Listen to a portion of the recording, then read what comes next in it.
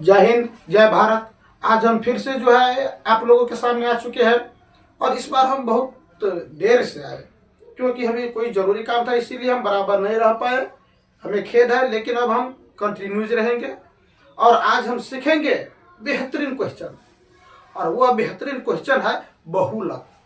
क्योंकि अभी के समय में जो है एग्जाम जो है बहुत नज़दीक आ चुका है और उसी एग्जाम को हमें पूरे अच्छी से हल करने के लिए जो है हमें बहुलक सीखना बहुत जरूरी है।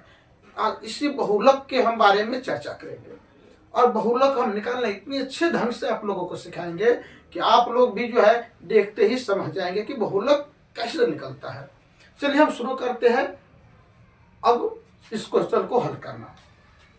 ये बहुलक जो है, तो बहुलक के लिए जो हमें ऐसे करके समीकरण दिया रहता है, हमें तालिका दिया रहता है।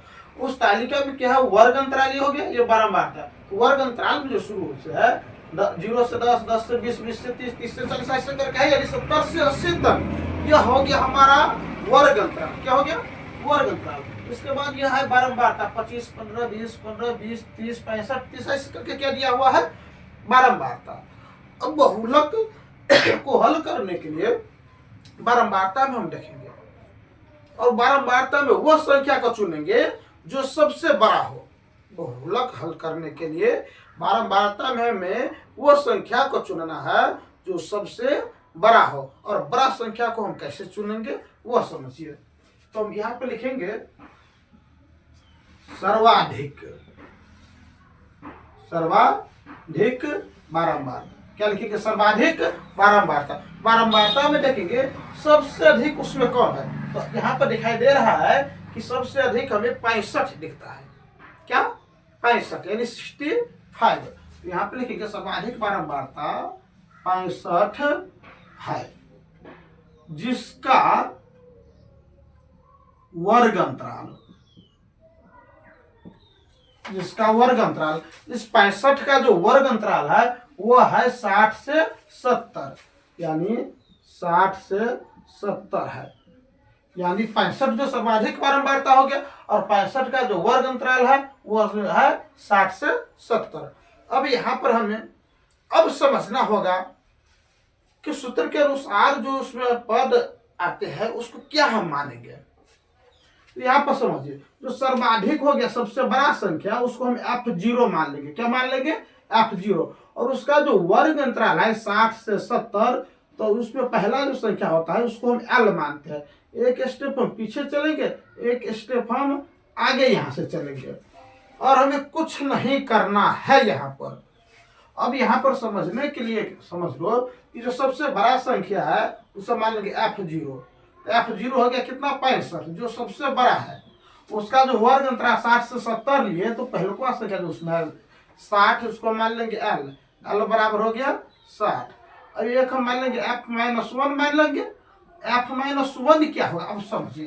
तो सबसे बड़ा जो है, बड़ा संख्या जो बड़ा संख्या से जो पीछे वाला जो संख्या होता है वो माइनस में जाता है, तो यानी F-1 हो गया 30 हो गया यहाँ पर। अब F1 मान लेंगे, तो जो बड़ा है सबसे बड़ा बारंबारता उससे आगे वाले संख्या, तो ये 30 है यहाँ पर भी, तो यहाँ पर भी हम 30 मान लिए। अब यहाँ पर हम मान लेंगे H या I, चाहे H या I दोनों का मतलब यही है। H का मतलब ऊंचाई, I का मतलब भी अंतराल यानी ऊंचाई, दोनों का अर्थ यही होता है। तो अब हम 20 का अंतराल देखेंगे, यानी किसी को भी हम अंतराल को घटा लेंगे तो 10 ही आते हैं। चाहे 30 से 40 में देखो तब पर भी अंतराल 10, 40 से 50 में देखेंगे तब पर भी अंतराल 10 ही आता है। तो H बराबर हम मान लेंगे क्या? 10। H का मान क्या मान लेंगे? 10 हम मान लिए। अब यहाँ पर हम बहुलक का जो है फॉर्मूला लिखेंगे। तो यहाँ पर समझना है, देखिए बहुलक क्या? बहुलक यानी M0 बराबर, तो बहुलक का जो फॉर्मूला होता है वह है L plus F0 minus F-1 बट्टा 2F0 minus F-1 minus F1 गुन्ने H, चाहे यहाँ पर I, ये दोनों में से हम किसी भी हम को लिख सकते, चाहे H को चाहे I को। अब यहाँ पर हल हम करेंगे वो समझिए। यह है L, क्या है? यह L, और L का मान हमें उसी में मिल जाएगा जो हम मान चुके हैं। यहाँ पे एल का मान कितना है 60। तो यहाँ पे लिखेंगे 60 प्लस F0 का क्या मान है अब सो समझना है।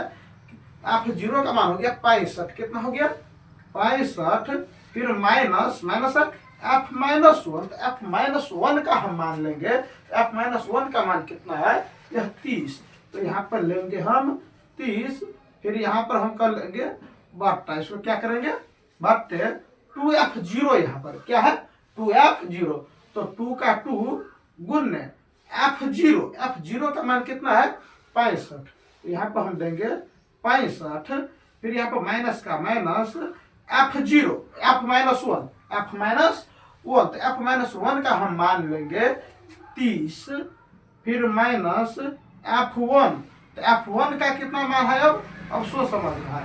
F1 का मान कितना है यहाँ पर समझिए 30, यहाँ पर लेंगे हम 30 और गुण H, क्या H, तो H का मान कितना है 10, तो यहाँ पर ले लेंगे हम 10 ले लिए। अब इसको जो है हमें हल कर लेना है। देखिए 60 प्लस 65 से हम अगर 30 को घटाएंगे, 65 में से हम 30 को घटाते हैं तो हो जाता है 35 यानी 35 बट्टे, अब 2 के साथ हम 65 को क्या करेंगे यहाँ पर गुना करेंगे। क्या करेंगे गुना करना जरूरी है। तो 65 दूना कितना होगा देखिए 5 दूनी 10 के 0 हासिल 1 हो गया। अब 6 दूनी 12 1 13 यानी 130। अब यहाँ पर समझिए माइनस में यह है, माइनस में यह भी है, तो माइनस माइनस क्या होगा प्लस, लेकिन यहाँ पर हम देंगे माइनस है, लेकिन प्लस में हुआ तो हम लेकिन जोड़ेंगे जरूर। तो 30 और 30 को हम जोड़ लेंगे तो कितना होगा 60 हो गया। 60 गुने या 10 का हो गया 10। अब यहाँ पर समझिए 60 प्लस, अब यहाँ 35 का यह 35 बट्टे 130 में से अगर हम 60 को घटाते हैं तो होता है 50 यानी 50 हो गया। इस दोनों को घटा करके कितना बचा 50 यानी 50 और गुने कितना 10 यानी 10। अब यहाँ पर हमें जो है हल कर लेना, चाहे हम इस दोनों को गुना करके इससे हम काटे या भाग दें, चाहे हम पहले काट ही लें। तो गुना में अगर कट रहा है तो हम काट देंगे, तो उससे हमें क्या होता है थोड़ा सहूलियत होगा। तो इस 0 से इस 0 को हम क्या कर दिया काट दिए। अब 5 से हम 35 को काट लेंगे, 5 सत्ते कितना 35, तो हो गया यहाँ पर 60 प्लस कितना बच गया 7। 60 के साथ अगर हम 7 को ऐड करेंगे यानी जोड़ेंगे तो कितना होगा 60 और 7 67 होगा। कितना होगा 67, ये हो गया 67। यही हमारा बहुलक हो गया। क्या हो गया बहुलक। इसी तरीके से बहुलक को हल किया जाता है। हम आशा करते हैं कि आप लोगों को यह क्वेश्चन बहुत ही बेहतरीन ढंग से समझ आया होगा। अगर किसी को कहीं पर भी अगर दिक्कत रहे तो हमें कमेंट तरीके से कमेंट कीजिए, फिर अब क्वेश्चन हम देंगे। और अब हम मिलेंगे आप लोगों से अगले वीडियो में। तब तक के लिए जय हिंद जय भारत।